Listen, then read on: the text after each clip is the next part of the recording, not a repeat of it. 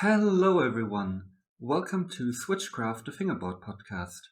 My name is Jana, and this time I'm sitting here with Paolo from the UK.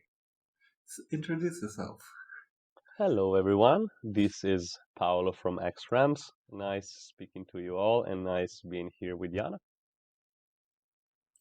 Yes, you said something crucial right there. I wanted to mainly talk about XRAMs with you, but before since you recently started a shop in the UK, like a physical location, but I would say before we jump into that, let's first start with you. And yeah, so when do you roughly started fingerboarding? Can you remember when or how you picked it up? Yeah, I can remember that. Roughly around 2007. I'm kind of a late bloomer in fingerboarding. I Hmm. I, I encountered the world of Black River and Tech Deck. Actually, it wasn't a physical shop that helped a lot. So I remember we all bought some Tech Decks, and I remember some friends telling me, "Oh, do you know that people actually do tricks with this?" And like, no way, yes way. One thing leads to another. The next day, we were kind of putting together small ramps with nails and screws, and that's Cool, where it all took off, really. cool. So you've been in the scene for a while now, and at what point did X-Rams enter the picture? Right. So yeah, when we started fingerboarding, yeah, as I said, we also started doing little ramps, and then we thought, you know, what would be very cool to actually do events when people get together as a community. And I think that yeah, around 2008, the official time when X-Ramps started in Italy, actually, around Ah, yeah, actually, we're out of Italy. We started in Pordenone, not far from Venice, hmm, and we started making events and gatherings and parks, of course.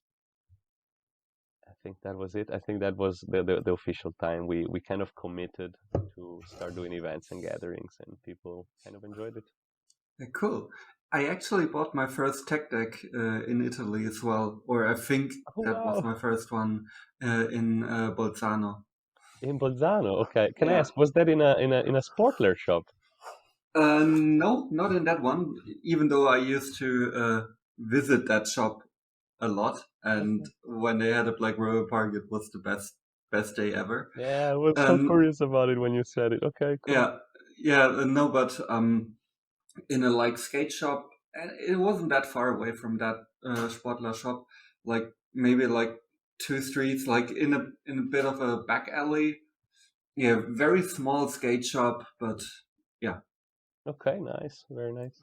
I can't remember how I found that shop, but That's very curious yeah, that you actually bought it in Italy, the first one. Cool. yeah, yeah. So around 2008, you started doing events there, Yeah, and you basically started the ramps because of the event, or how yeah, did that connect? it all came together. At that time, the aim was really not to do mass production of ramps and sell them. The main was really to do the events, so we needed the parks, and we also needed a little bit of thing to sustain, so little ramps to sell in that sense. And yeah, the aim was really events. Now that I better think about it, we did at least two big ones a year, and they were named Lob Trick for the summer one and Hide and Trick, the winterish one. And then we did a number of smaller meetings, but the idea and the commitment was at least two big events a year, and people perhaps remember Cool, those. that's cool. Did you have any like any workshop or any tools, or Yeah. did you just start it with whatever you had? So the reason why we actually called it X-Rams is because my mate Stefano, the co-founder of X-Rams in 2007-8, Hmm? actually owned this very dodgy tool shed where he chopped wood with axes all over the place. So it was pretty full of sawdust, nothing clean, and that's where we started having tools and saws and everything to Cool, build ramps. So we thought, okay, let's do a nice logo with an X with a trunk and call it X Ramps. cool.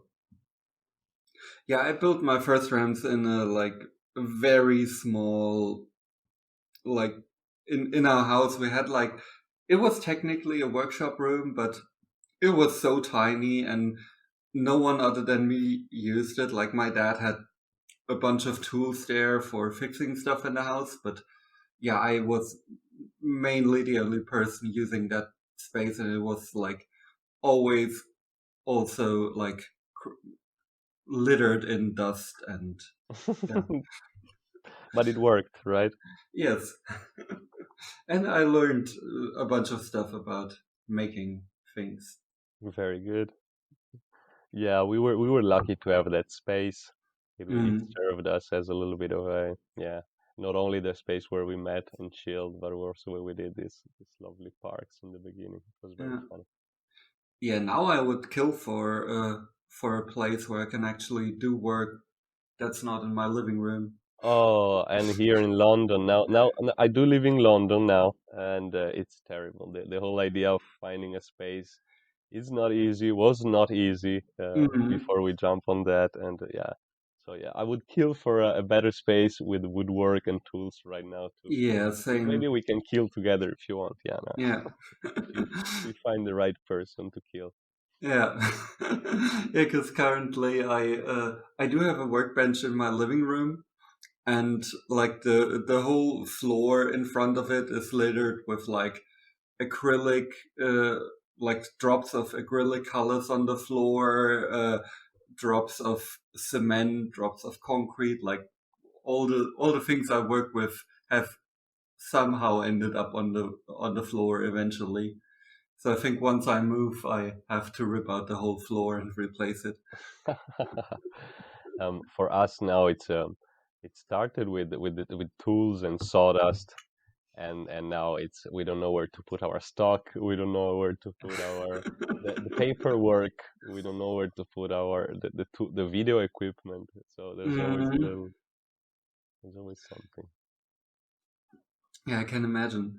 So, at what point would you say that XRAMs became more of a focus of yours rather than something you just did for events?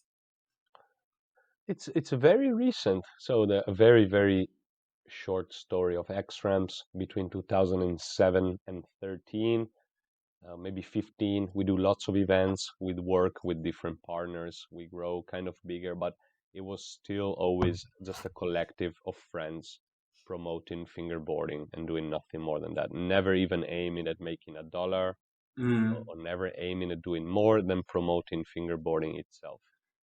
Then between 2015 and 20, that's where life kind of got in the way for everyone, and really all the X-Rams team out of Italy kind of moved somewhere else abroad, which is okay.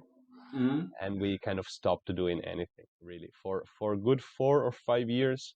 We were just observing the scene from the outside, never stopped fingerboarding, mm. and just enjoying life and trying to put down some roots. And only now, last year in 2020, we found ourselves in a position in London in which, you know what, it was Simon and I talking. Also, he's in X-Rams for 12 years now, I think, and we were Uh, thinking, which this Simon? is this is Simone Florian, Ah, yeah. Simon Weber. Yeah, it was him and I that sat down and thought, this is a very good time for fingerboarding. We perhaps have a bit of spare time thanks to COVID. Why don't we put some efforts, both in term financially and in terms of time, in a very nice side hustle, and we start Xrams again from London as a legitimate company, and that's what we did. So we founded Xrams, which is now a registered company in the UK, with the aim still of promoting fingerboarding, but really we're trying to push a lot to make it self-sustainable, and Mm, so that's why we had the web shop as a backbone, and the idea of making events is now perhaps catching a little bit again with the regulations because of COVID easing up. yeah. Yeah, I think we're soon gonna be having events again, but at Yeah. least I think the UK is a bit farther ahead, but Germany will get there eventually. Yeah, yeah. I mean, it's just a matter of patience, Yana. We were all very frustrated and very choked. Yeah, We yeah. can't do anything. We had a small, tiny meetup in September when we had a window in which we could actually organize events. Mm, But apart from that, we were all always choked the whole time, and it's fine. Now we wait with patience, and then we can finally do them. Come on, summer is coming. yeah, Events are back. yeah. So, when did you actually think about creating a physical location for XRAMs? This is all very, very fast. This was just like a couple months Hmm. ago. Again, the web shop is running, and Simon and I are thinking of better ways to A, build community, B, make X-Ramps known, and C, getting to actually know the actual UK community. We're not particularly expert in the UK community. We feel it's out there. It's a part of it is undiscovered. A part of it we just don't know it. So we thought, okay, wow, why don't we do a fingerboard shop? There's like a handful in the whole world. We can Mm, turn the current space we have. We actually have what we call the X-Ramps headquarters, which is a tiny space inside a nice community garden here in Tottenham, North London. And we thought, okay, let's convert this from an office and stock area to a physical shop. We built a counter. We made it look a little bit like a shop in terms of feature. We set up 1 day a week of opening time. This is just our humble start. mm, So every Monday we're open 2 to 7, and the response is very, very positive. What we wanted to do is actually working. More and more people are coming every Monday. We're getting to know people, and they're getting to know X as promoters of fingerboarding. yeah. So yeah, it's very fresh. Just a couple months ago we thought about it. Yeah, but that's really cool, and really cool that you started the whole thing during COVID, because this is like a very challenging time for something like that. Yeah, true. Thank you for that. It's been a Mm. challenge. We have our compromises. We have to compromise on many things and be very, very careful. But yeah, it's true. There's been challenges. And do you only make ramps yourself, or do you also sell other products, or what's the focus that you have? Do you mainly want to produce things yourself, or yeah? Well, I'll tell you what. At this moment in time, we're not producing much of ourselves. We Mm, really wanted to get out there, like put a foot in the door in the fingerboard mm, scene when we opened, and say, let's open this company. Let's start doing cool media and cultivating the socials, which is a very, very important part. Let's do the web shop, which is very, very important, and where we gather things that we like from the worldwide scene and we sell them to our community. And it's mostly the UK community at this moment for us after Brexit, I must say. mm, So at this moment, we're not doing much ramps that you could say are X ramps. mm, That's actually, we want to go back into those. The last months were a big challenge for us in terms of opening the company, opening the web shop, sure. and then opening the physical store. And the next big one, the next big step is start working on our own products. So we Yeah, big time we didn't do anything about it, Yana, yet. yeah, Nothing at but all. setting up those initial things, uh, they do take up quite a lot of work. Like I know that from the outside, from being close to the Aussie Berlin shop, so I know that all the things behind the scene usually take up a lot of time. Yeah, when I look at the Aussie Berlin shop, I always look at it with great respect.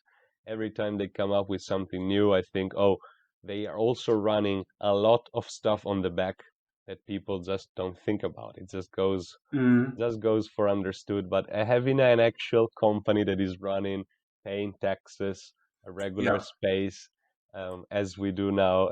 yeah, By the way, we all our lives we were very inspired, and we will always consider our shop almost a tribute to the whole Berlin culture of fingerboarding. So I have much respect to them too for the hustle. Yeah, I think it's so cool. Like every time I hear that someone is doing a physical shop, I want to talk to them here because it's such a rare thing. And yeah, I appreciate everyone that opens one, and I hope to visit another place someday in the future. Because so far I've only been to Aussie, but Yeah, yeah, it really is a handful. The world of fingerboard shops. By the way, let's go back, if you allow me, yeah, just sure. one step in time. Do you remember Fingerspeak in Austria? That's Yes, also yes. another reality we look at with Fingers speak out here.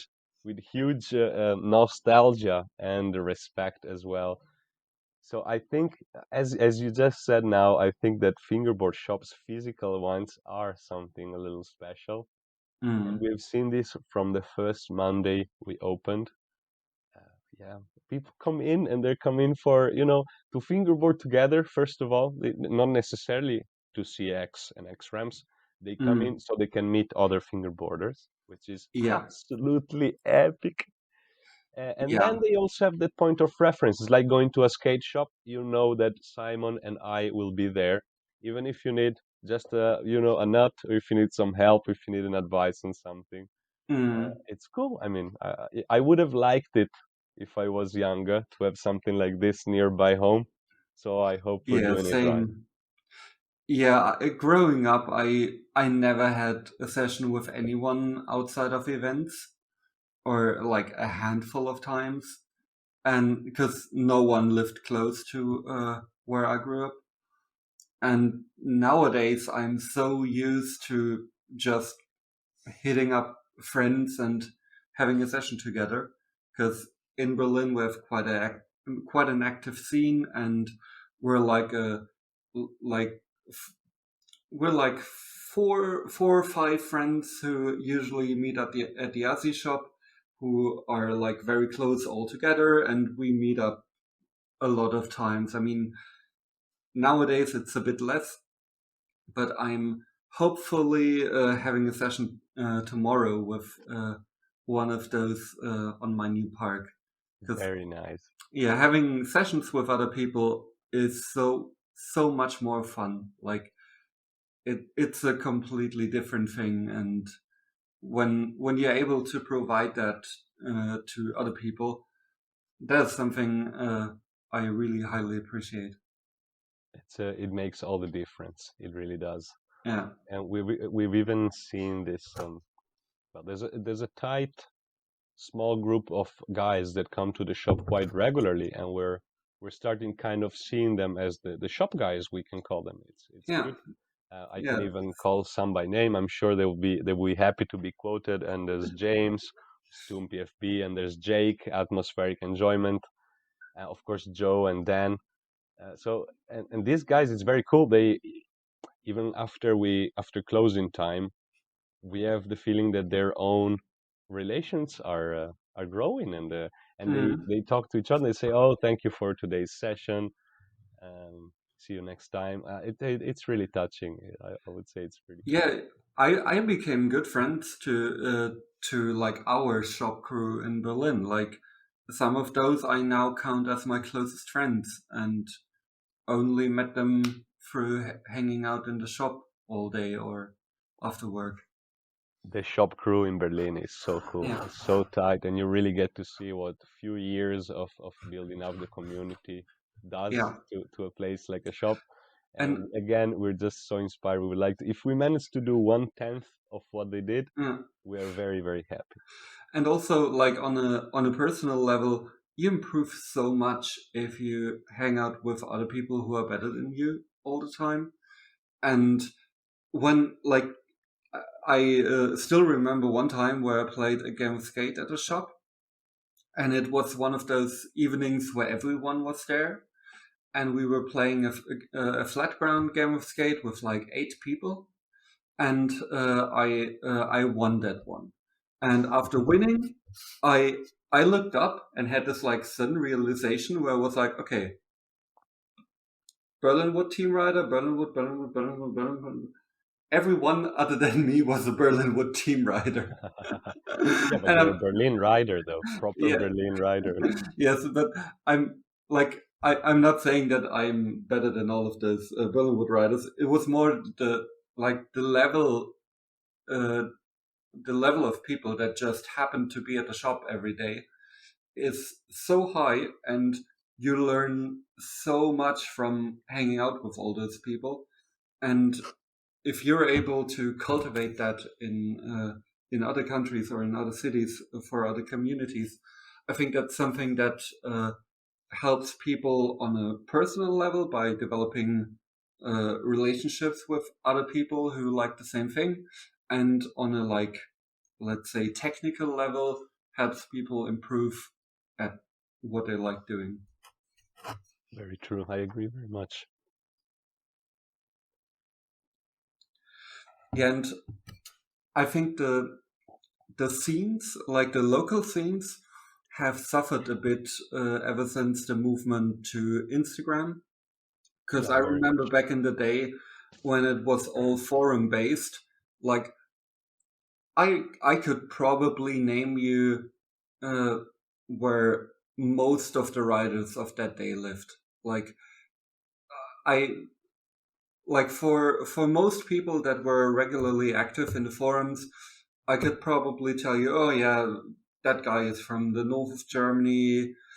That one is from uh, way in the west. Oh, that one's even more south than me. Like, and with Instagram, I so many times I don't know where people are from, and I also don't know how people look like because you never see faces on Instagram. Yeah, it's And also not very structured, right, in general. yes, and the funny thing that I always like to mention is there's been like maybe maybe it was like over a month at the Aussie shop where I hung out there as usual, and over that month I met three different people who claimed to be the only fingerboarder in Helsinki, and I didn't know. Oh my yeah, God. and I was like at the third one was uh, you're literally the third one I meet in like the last month. But you know, for us, it's also one of our missions is getting to know the UK scene. We're very Mhm. fond of the European one, just like we always used to hang around those events as well. And here, getting to know the actual scene, it's a very funny mission. On one And end, you see that they're just, as I said, you just don't know them yet. Instagram doesn't help much. I very much agree with you. mm, There's not a place where you know that that's for UK fingerboarders or something. And on one hand, it's yeah, it's some of them are just not on the gram either. They're yeah, just doing their thing, and not everyone is in there. yeah, and usually there are there are people I associate with the UK scene, but those are like so few, and other than that, I couldn't tell you a whole lot about the UK scene. And I think that's like the like we can all probably name one or two writers from the UK, but getting to know like the rest of the UK scene, that is something where having a physical location really helps. I have the feeling that Black River also is trying to kind of do the same mission, even though they're from far away. Because they put both Tom McAnally and Cass Hurst on their team recently. So it Hmm. looked to us like they really wanted to explore the island a little bit. Yeah, And as you know, if you're listening to this and you're from UK, if you're from London, you really should come over on Mondays. And if you're in UK, let's keep in touch. And we'd like to recreate that same format of making events again. Maybe one big in the summer, one big in the winter. People can come over from abroad as well. Things will work well again soon. So, yeah.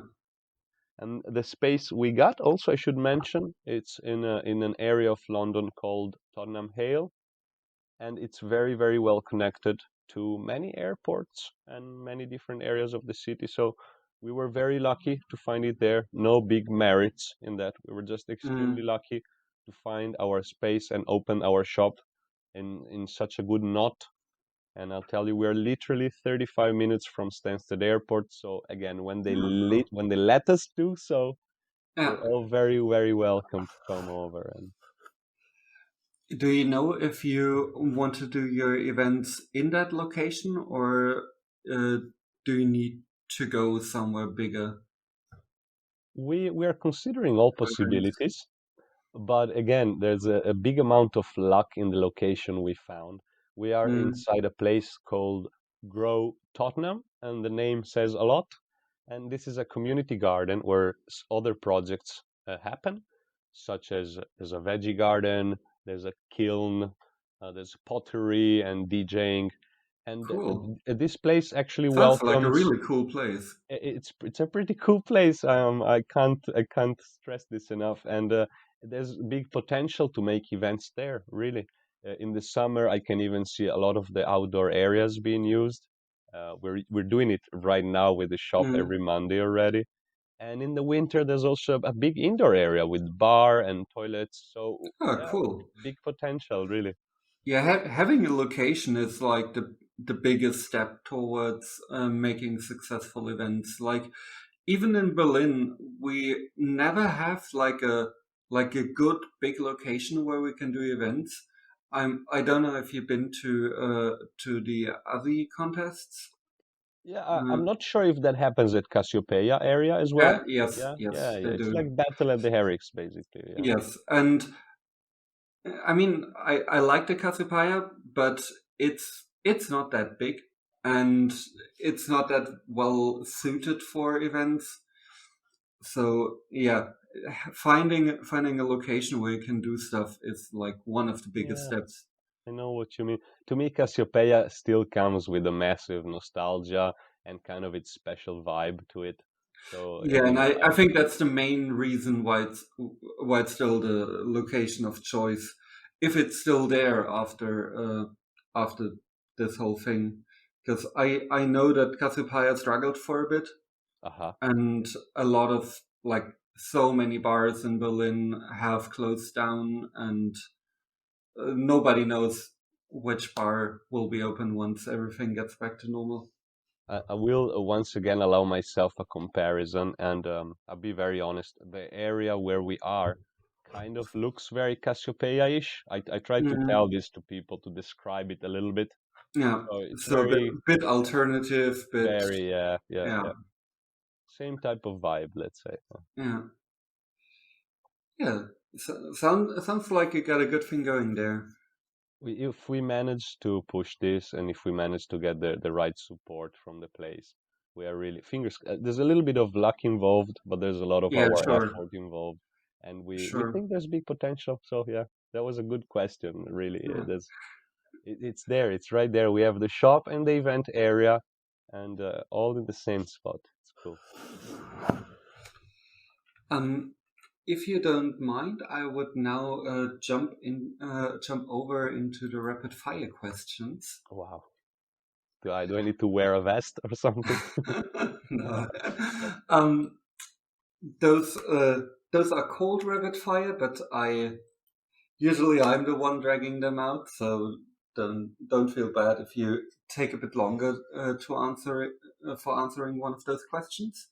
But the But idea is that I answer very quick, or the idea is to move through them rather quickly. But if you spend a bit on one of those questions, that doesn't really matter. okay, okay. I like this. So, first question is, what are your favorite wheels? Oh, wow. Black River Mini Wheeze, absolutely. I respect the whole grippy movement, but the butteriness of the Black River wheels is the best, and the Mini is the new thing. Done. Yeah, I had a time where I only rode plastic wheels, but or hard plastic wheels. But since like the last couple of years, I switched to solely urethane. Right, right. As I said, I see this coming up, and I really respect it. And we can't wait to add a little more on the web shop as Mhm. well in terms of urethane grippy And wheels. and it also depends on what surface you ride on. Like if you're mainly riding on wood, I actually do like the more slippery wheels, like hard plastic.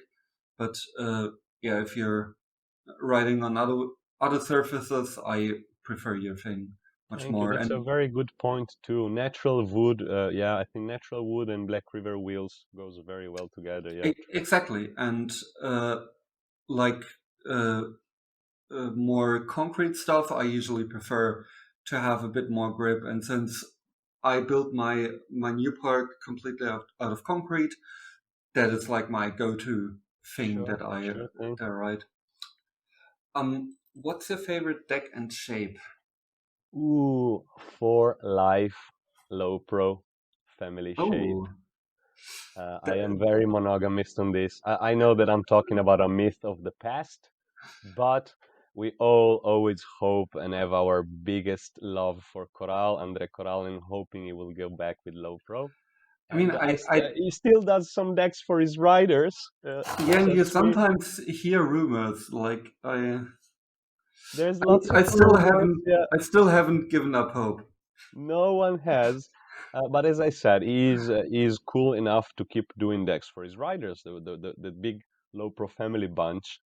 So I'm still rocking low pro, and the Ah, family cool. shape is still my favorite one. Yeah. Sorry, I can't advise you something that is actually on the market. That's my favorite deck, though. And what's your favorite trick on flat? Favorite trick on flat heel flip, no doubt. Oh, Yeah, and it often tricks very good players in the scene too. You pop on a heel flip and they go, oh no, very good. yes, yeah, like doing like a very straight, very low heel flip is really hard, and I know. especially into like a manual or a 5.0. Like I hate that. I like all variations. Backside heel is very cool. Frontside heel, Mhm. but a good heel flip, uh, very Yeah, good. Yeah. yeah, I need to work on my heels. Like I had pretty decent ones, and then I started practicing nollie heels and basically forgot how to do a regular one. That's also a thing. That's also a thing. True. Yeah. And what's your favorite trick on an obstacle? Oh wow. Favorite trick on an obstacle. This is not an easy one. I really like mini ramps rather than street. Oh, okay. Very much. Real ramps have curves. Anything on a quarter, or anything on a mini ramp. Really anything. Flip back tail. There you go. Flip back tail on a mini ramp. That's a tough one on a mini ramp. Very tough one.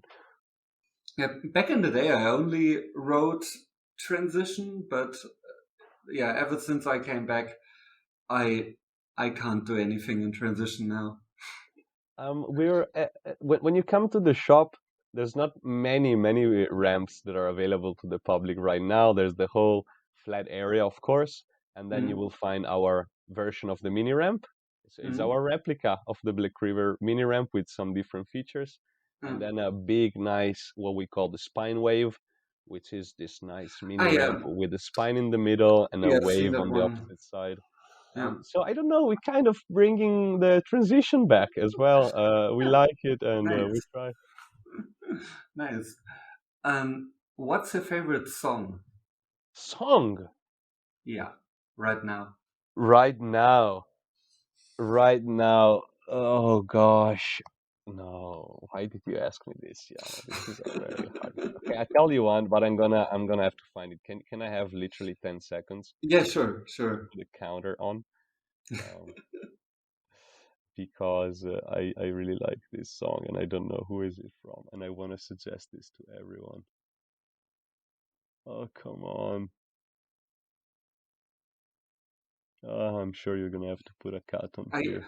I can just say my current favorite, Yeah. my at the moment is Cursed Be Thy Kingdom by Bewitcher. Okay. I promise you have to give me you have to give me a No link to that worries. one because now I want to listen to this. It's an acquired taste. Like Okay.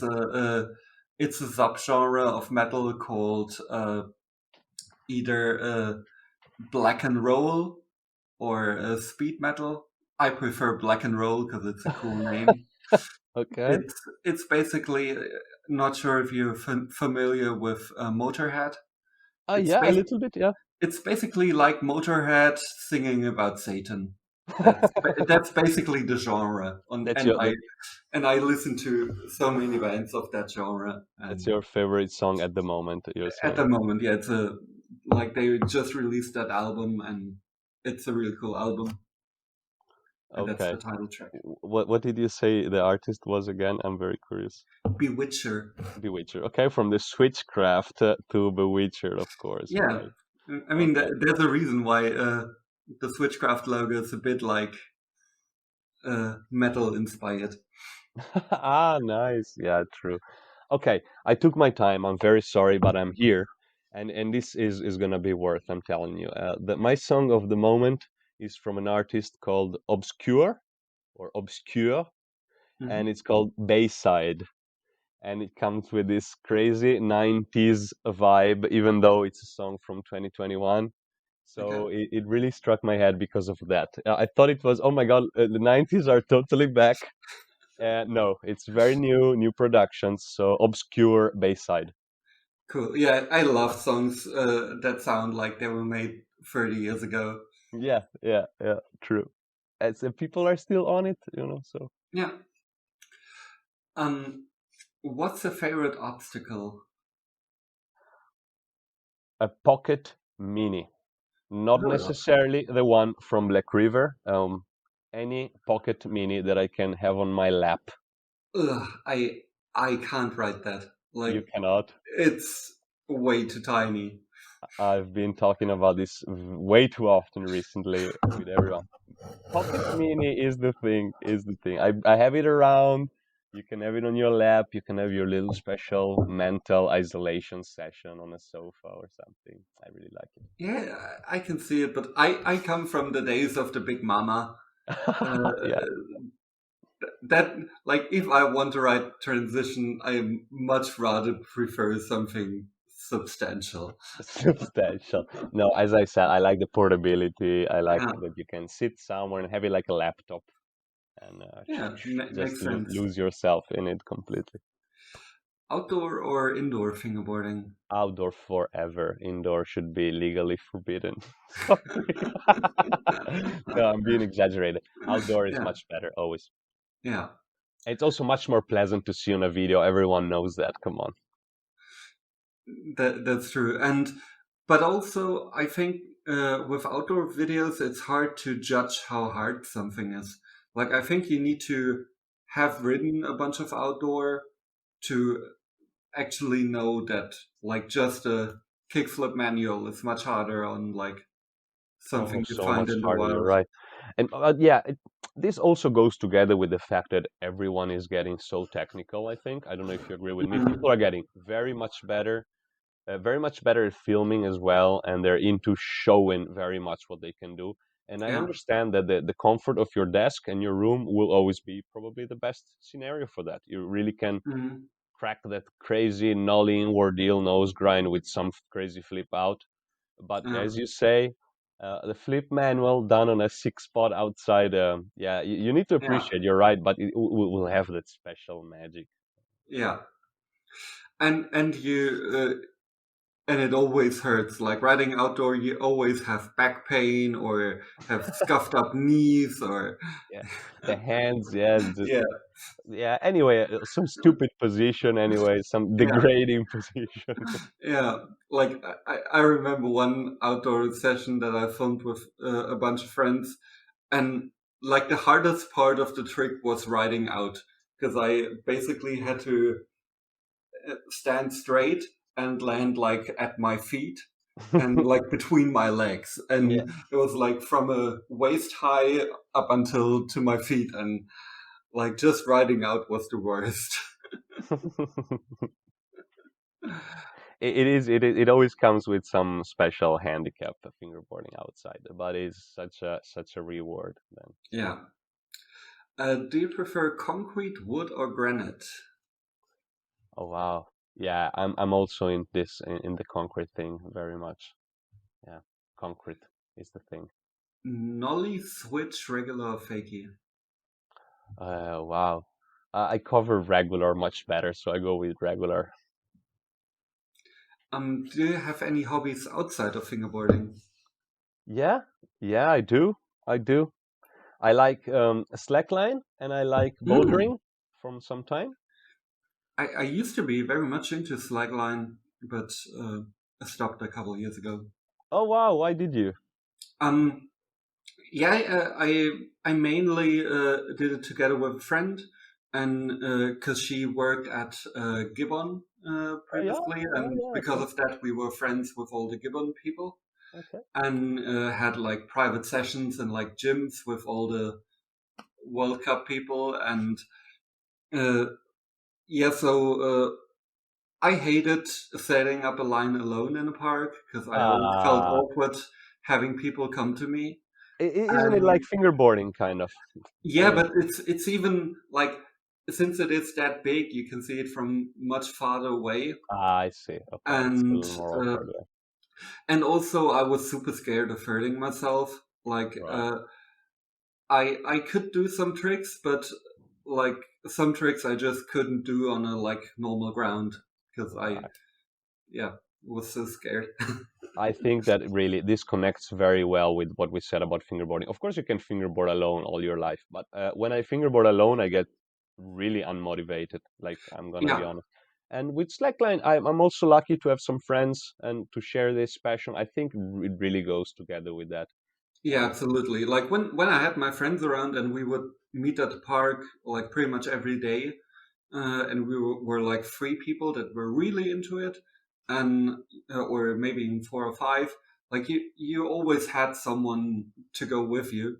And ever since I moved away and moved to Berlin, I pretty much stopped. right, okay, it's fine, it's fine. Yeah.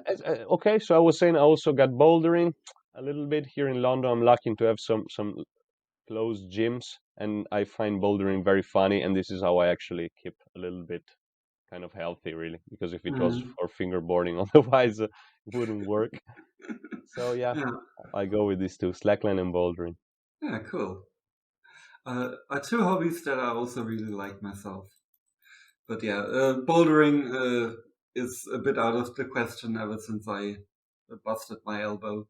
I Yeah, okay, okay. yeah, because not being able to stretch your arm or putting weight on your arm is a bit of a hindrance for climbing. Also a little bit awkward. Okay. Yeah. Um, do you have a favorite fingerboard video?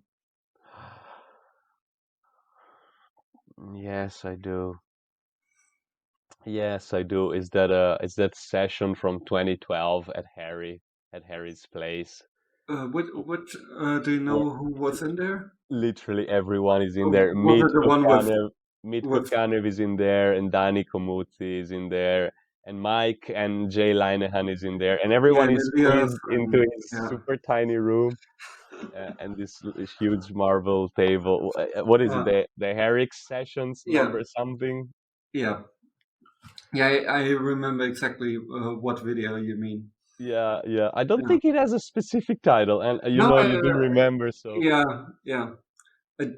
I, like all the Herrick's videos or Harry's videos. I just remember by who was in there, and yeah. So yeah, yeah, Mitko, Daniele Comuzzi, Mike and Jay Linehan, and this and all a bunch of Band was there. Oh man, everyone was there. It was so cool. if you could only get, or if you could get one Black River park, which one would it be? It will be the G8 without any doubt. I had the luck to I think live. that's the one I hear the most. Is it? Yeah. So I lived in Lisbon a year and a half, at the Lowpro headquarters with good friend Andre Corral and Mitko Kanev as well. And Mitko and I slept in the same room. That's very romantic. But actually, we slept in the same room with the G8 park as well. So we used to wake up in the morning and just had our breakfast session on the G8, and then spend the morning pressing decks for low pro. and then leaving the best out of Lisbon for the rest of the day. So I can, is this enough to Cool. say how much I have a good relation with the G8? It's the Yes, G8. Yeah. and I think it also speaks for your relation with Lopro and Andre Corral. Absolutely. Oh, that we could speak all night about that. Yeah, but yeah. Do you prefer having a park in general or having flat ground with an obstacle? I had many years of this flat ground with obstacles is better, and now I am a strong comeback to parks. I want to build more parks. I want to build more spots. Spots speak of a place as well. So it's kind of a comeback to parks in my mind No, right now. I love riding parks. It's the best. Yeah, yeah, it is. It is. I kind of forgot about it last year. You know, you get nice flat surfaces and you can change, little walls to granite obstacles to rails. Mhm. But then really a park as a special soul. Yeah, It's really not limiting at all. It's actually kind of empowering sometimes. yeah, yeah. With my park that I'm currently building or in the finishing stretches of building, I decided to go more for like a modular park. So it's a mix between having a Okay. flat ground with an obstacle, but it's more a park that's divided into sections and you can move them around.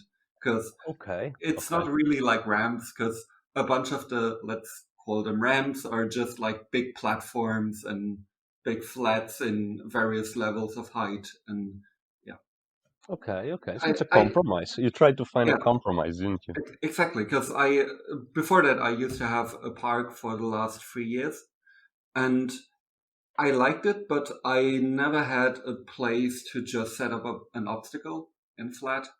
And after like 3 years, I done everything at my park that I was able to. And yeah, so I wanted something new and not wanted to pigeonhole myself into the position I was in before, where I could never ride a flat session or something like that. Okay. Yeah, I think it's a good idea actually. Yeah. Yeah, Seeing that way, explain it that way. Yeah. yeah, I can show you a couple pictures later. Um, yeah, I think the next question has already been answered. Heel flip or kick flip? Yeah, heel flip. Uh, do you have a favorite fingerboarder? Oh no, no, no, never. I have a million of those. I have a million of those. I really do. It changes every week for different Hmm. reasons. That is not possible to answer that one, really. Yeah, I usually just name my friends. 'Cause- Yeah, yeah, my friends are the best. Simone Floriano, you're the dude, man. You're my favorite. The underground rider. um, do you remember what your first event was? Yes, I do. It was Fingerspektakel Nummer 2. And so Stefano and I, the founder of X-Ramps, we drove to Steyr in Austria for 5, 6 hours through also it was a snowfall. It was awesome. We arrived there and we thought, okay, this looks very, very weird. Are we sure that this is a fingerboard thing was a good idea? Shouldn't we go somewhere else? And then we opened the door to this location and we found Manu Obele with beers for everyone and hugs for everyone. I will never forget that. And we definitely understood we were in the right place. And then we never stopped going to events. Events are the shit, guys. Yeah. Sorry, the French. Do do you remember when that was? That was 2008. Yeah. So right after I left the scene. Yeah, I've never been to Austria for events. Oh, okay. I'm sorry. Mm, Yeah, it was November 2000. Yeah, 2008. Yeah. yeah. That's when I met all the Portuguese crew, actually. That's Ah. when I met Elias, Schmidi, the Black River guys, of course. Yeah. Yeah. That was the thing for me. That was my event. Yeah. Yeah. In, Cool. in Sounds like a cool event. It was pretty cool. Tiny little village, pretty cold and snowy, very Yeah. tight-knit community. Very good. Yeah. Do you prefer buying ramps or DIY? DIY, needless to say. Mm. I should really advise people to buy ramps and, if possible, on X ramps. But no, DIY. Everyone knows DIY is the thing. It's really, really fun since forever, Yeah, and you can get fun stuff. Then sometimes buy the stuff that you really, really like, or the project you really want to support. But yeah, do it DIY is the thing. absolutely. What's your favorite food at the moment? At this moment in time, um, and it will always be, is lasagna. It's my favorite food. That's it. It is something And I I'll could tell eat you every more. And the DIY version, day. Yes. always and forever. Yeah, it's something I could eat a bunch of. Yeah, me too. Me too. Um, do you have a favorite skateboarder? Yes, I do. And it's a special dude. I really like Gumiyagi. I'm watching a lot of this the Japanese dude that does the weird stuff on the rails. Okay. If you know, and he grabs, I don't know. It's very hard to explain. It's a Yeah, very currently it doesn't ring a bell, but Gu Miyagi is my favorite dude, and the video editing style as well, and the choices, and very nature-like, nature-friendly. Yeah, I'll look that up later. that's my favorite one at the moment. Loose tight or medium trucks? Everyone pulls my legs all the time because I go with the, let's say, medium hard. I'm trying to loosen them, but yeah, I'm a medium hard trucks rider, definitely. What was your last personal NBD? So the last trick you did you never done before? Sorry, I didn't understand that one. The last what that I didn't do before? Your last personal NBD. So the last trick you never done before. Oh, wow. That's not an easy question, Yana. I gotta dig a little bit in memory. Oh, yeah, that would be like probably a nollie inward deal. Yeah, that's the Yeah. one, nollie inward Nice. deal. Yeah, and I'm not sure I could even repeat it. Even a Yeah, game of skates bring up the best of you. Yeah, they that's do. nollie inward deal. Yeah. They do. Like I recently landed a Switch Heel 50 for the first time. Uh, that was my latest one.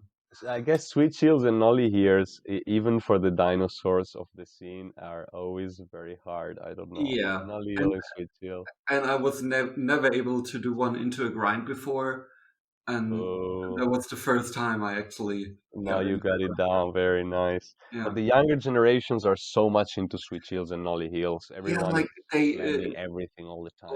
they start with nollie heels and Yeah, exactly. yeah, Nollie double heels. That's the yeah. start. When during the last Fast Fingers weekend or week, there were obviously people from all around the world at the other Berlin shop, and some were having a game of skate, and I was like, oh yeah, sure, I'll play whoever wins next, and I didn't know who they were that were playing, and it ended up being a bunch of Italians, and it was I always I can't pronounce his name, so I just say his Instagram name, Mr. Bolly Trucks. Is that Guglielmo Queso, I think. Yeah, Graham, yeah. yeah. Uh, versus the guy that won the previous Fast Fingers, Tommaso Busoni. Tommaso. Yeah. So they two were playing, and I was like, oh yeah, sure. Can I have the next game? And then I continued watching, and they were doing like nollie double heel, switch double heel, and I was like, yeah, I think I'm out. Yeah, these I two think guys I'm are not solid. going to play this. These guys are solid. Super props to both of them. Yeah. Last Fast Fingers, I also didn't know they were coming. I didn't know who of that crew was coming, and I think, if I'm not wrong, Queso arrived fifth, and Yeah, yeah, he was in the. Tommaso was yeah, didn't go far. I'm not sure if Tommaso was participating or he didn't go far. I don't remember. No, I think Tommaso was participating, and I think he got over the initial round, but Yeah, true, true, true, true. didn't get that far. Yeah, But Tommaso is super solid. It was just yeah, out of focus, and yeah, that it was definitely thinking of something yeah. else. But But everyone was rooting for Keso, and he was fifth. Yeah, it yeah, was pretty yeah. sick. Like it was a really good final. Like other than some of the shenanigans that happened, but yeah, and especially some of the Berlin people were very upset about the shenanigans. Yeah, true. Yeah, Yeah. true. Um, do you prefer having one or multiple setups? Nice question too. I'm for the one setup, definitely. I never understood. I have several friends very close by now that use different setups every time, and I don't understand that. One setup, it's more than enough for me. I have 12. I think that answers that question for me. Very, very Um, good. what's your most hated trick in a game of skate? The most hated, it's when the time for nollie heel comes in. Yeah, There's always that time, or variations of that. I know I uh, shouldn't hate it, I should embrace it, but yeah, it's yeah. the nollie heel stuff. For me, it's the easy tricks that I dread the most, like a regular kickflip or regular heel flip. Oh, really? Is it a matter of tension and Yeah, no, pressure? no. Or I think I just don't do those tricks enough. Like okay, I I am focus a so much big, on like big nollie fan flip. of the basics. I'm a big fan Yeah, of the basic. Usually, I would steal one ladder or two with like a backside ollie or a switch backside ollie, yeah, and people, what? yeah. Like I haven't done that in like 3 years. Yeah, yeah. A good switch backside ollie is always a good ladder stealer Yeah. for good riders. What's your favorite beverage? Oh wow, my favorite beverage is the good old beer. Good old beer. Do you have a favorite beer? No, there's plenty. I also, well, Germany is a very good spot to be if you like beer, and UK is Yeah. also another good one. So I'm going Ah, for general in India Pale Ale, IPA in general. No, no, I won't specify any breweries. A good yeah. India Pale Ale. Yeah, I like some IPA once in a while myself. It's not something I can drink every day, but especially in the summer, like sitting outside in a beer garden drinking a nice IPA. I miss those times. Uh, this last 5 years in UK really kind of it changed many of us in terms of the taste buds, and IPA is really the thing now for us. Um, cats or dogs? Hard choice, love both, but if I really, really have to choose, will be a dog. Do you have any sponsors? Okay, I do ride for low pro. I do ride for flat face. Ah, Yeah, cool. yeah.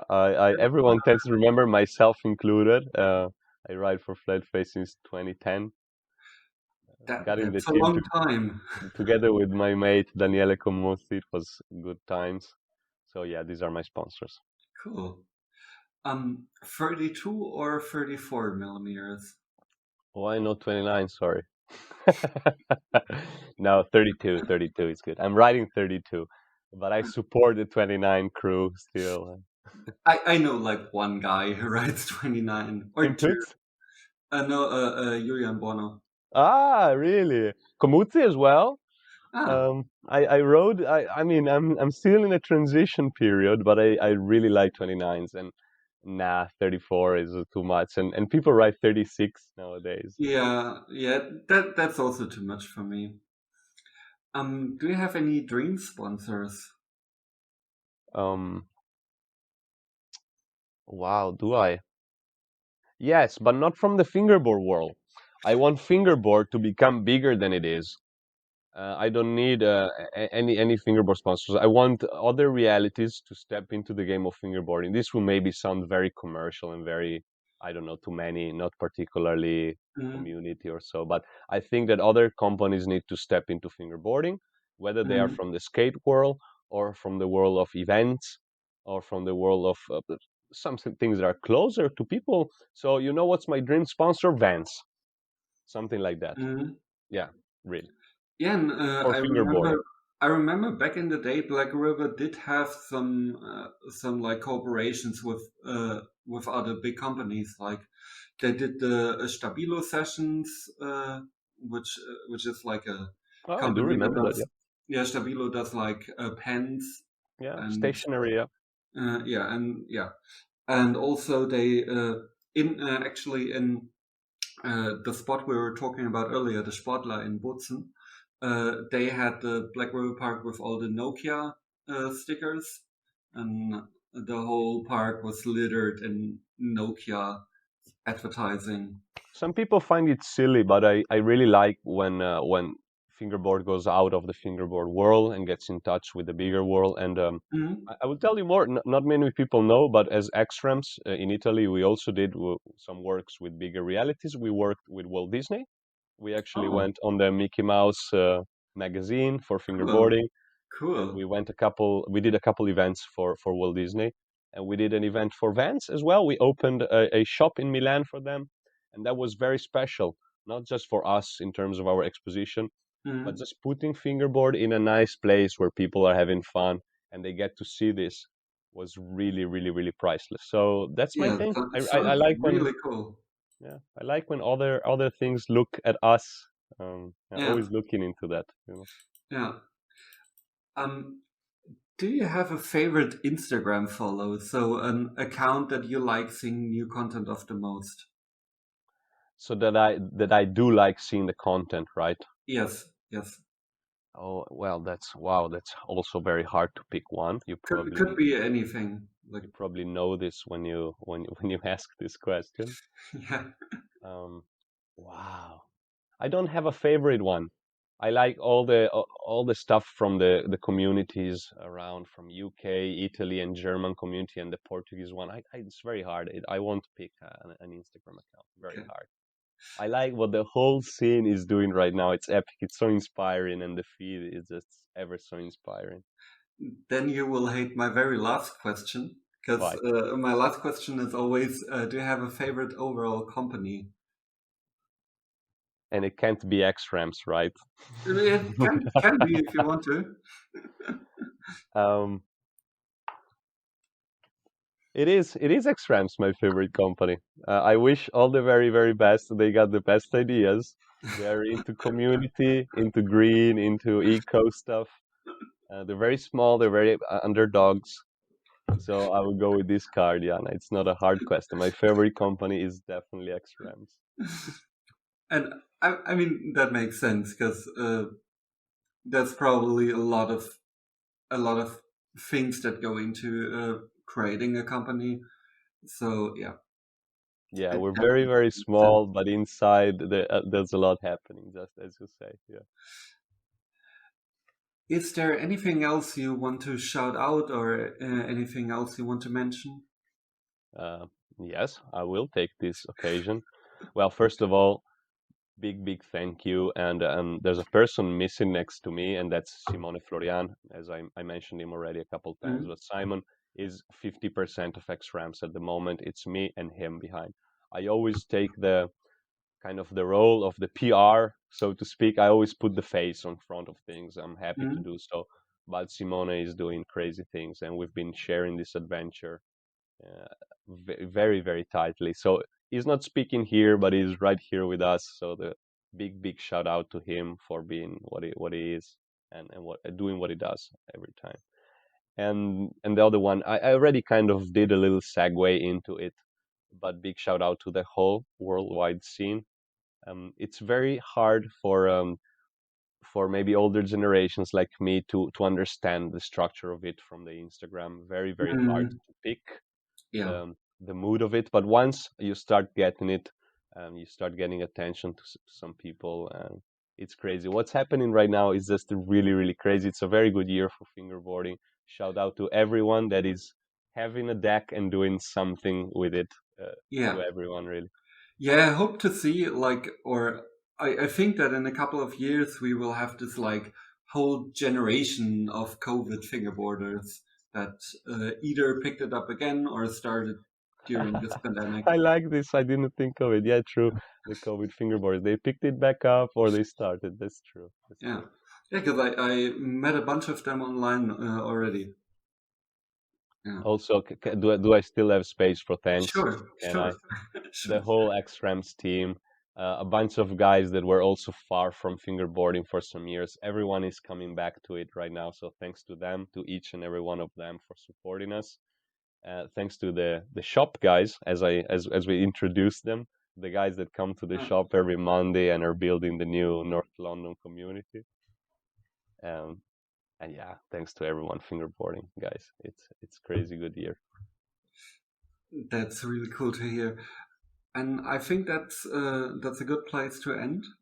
So yeah, thank you so much for taking this time. And yeah, it was a pleasure having you.